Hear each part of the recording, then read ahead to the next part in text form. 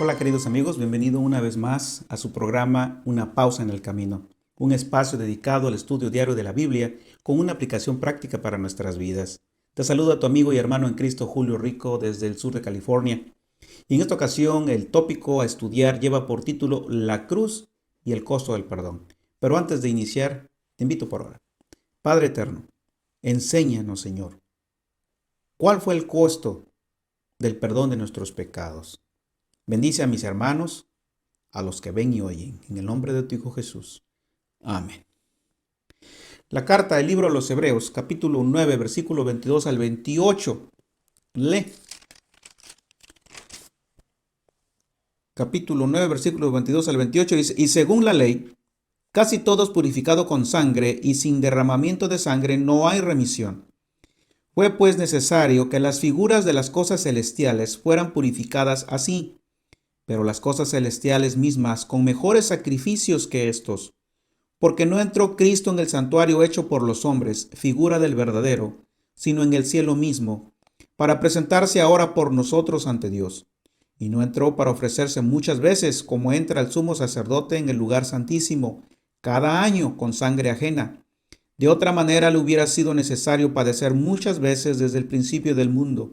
Pero ahora, en la consumación de los tiempos, se presentó una vez para siempre por el sacrificio de sí mismo, para quitar de en medio el pecado, y de la manera que está establecido para los hombres, que mueran una sola vez, y después de esto, el juicio. Así también Cristo fue ofrecido una sola vez para llevar los pecados de muchos, y aparecerá por segunda vez sin relación con el pecado, para salvar a los que lo esperan. ¿Qué nos dice este pasaje?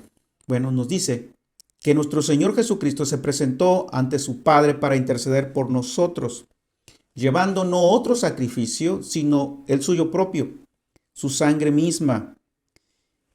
Y por medio de él, de su sacrificio, quitar de en medio el pecado que nos asedia, dice Pablo en otro pasaje. Pero también dijo algo más. De entrada nos dice que Jesús entró en el santuario celestial, un santuario no hecho de manos humanas. Solo podemos entender qué sucede en el cielo, en el santuario celestial, cuando podemos comprender lo que sucedía en el santuario terrenal. Y es que la idea de que el santuario celestial debe ser purificado, solo se puede entender cuando vemos lo que sucedía en el santuario terrenal. El santuario es un símbolo del reinado o el gobierno de Dios. Y es en este donde Dios muestra cómo trata con el pecado y el pecador. Y esto también da una percepción a los demás del carácter de Dios, de su justicia. Como gobernante, Dios es el juez. Y Él tiene que aplicar la justicia, reivindicar al inocente y condenar al culpable.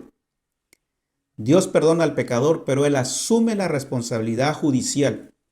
El santuario, que representa el carácter y la administración de Dios, de acuerdo a lo que acabamos de leer, está contaminado. Y uno diría, ¿por qué está contaminado? En el libro de Éxodo, capítulo 34, versículo 7, se nos dice algo. Dios que guarda la misericordia a millares, que perdona la iniquidad, la rebelión y el pecado, y que de ningún modo tendrá por inocente al malvado, que visita la iniquidad de los padres sobre los hijos y sobre los hijos de los hijos, hasta la tercera y cuarta generación. Y en el libro de Números, capítulo 14, versículos 17 y 19, como en Éxodo que leímos, la palabra perdonar, su interpretación, ¿verdad?, de la palabra hebrea, quiere decir así en breve, llevar, cargar. Quiere decir que cuando Dios perdona, Él lleva el pecado del pecador en sí mismo, y el sistema sacrificial del santuario ilustraba este aspecto. Cuando una persona buscaba el perdón de Dios, llevaba un animal confesaba su pecado sobre el animal, sobre la cabeza. El animal era sacrificado. La sangre del animal era llevada adentro del santuario o era untada en los cuernos del altar. De esta manera, el pecado de la persona ahora era, vamos a decirlo así, transferido al santuario mismo. Dios tomaba de manera literal los pecados del pueblo sobre él mismo. En el sistema israelita de la purificación o expiación de los pecados se daba en dos fases.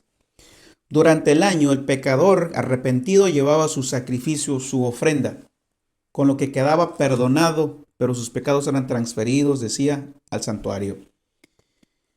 Dios, al final de cada año, les dio una ceremonia solemne, la ceremonia de la expiación, el día del juicio. En este día Dios purificaba el santuario y los pecadores que se habían arrepentido demostraban lealtad a Dios en ese día, afligiéndose por sus pecados. El que no se afligía por sus pecados era cortado del campamento. Piensa ahora, ¿qué sucedería si tú, si yo, si cada persona que tú conoces, no quiero ir lejos, si tú tuvieras que pagar por tus pecados? Sí, si tú tuvieras que pagar por tus pecados. ¿Recuerdas la última vez que pecaste? ¿Recuerdas aquel pecado que hiciste y que nadie se dio cuenta? Está presente. De entrada hay un peso de culpabilidad. La conciencia no nos deja en paz. Pero el solo hecho de pensar que yo tendría que estar delante del Rey, del juez del universo, y yo tener que enfrentarlo, vamos a decirlo así, para pagar por mis faltas, por mis errores, es un momento que puede causar miedo. Por eso las personas tienen miedo al juicio, porque cuando piensan en el juicio, piensan que no van a salir bien paradas. Y es que nadie, de manera humana y lógica, podría quedar bien parado delante de Dios. Si cada ser humano tuviera que hacer frente por sus pecados, cuando yo pienso en mis pecados, en mis fallas, en mis faltas, me doy cuenta que he ofendido a Dios de muchas maneras. En mi mente, con mis labios, con mis manos. Y sí, hay temor.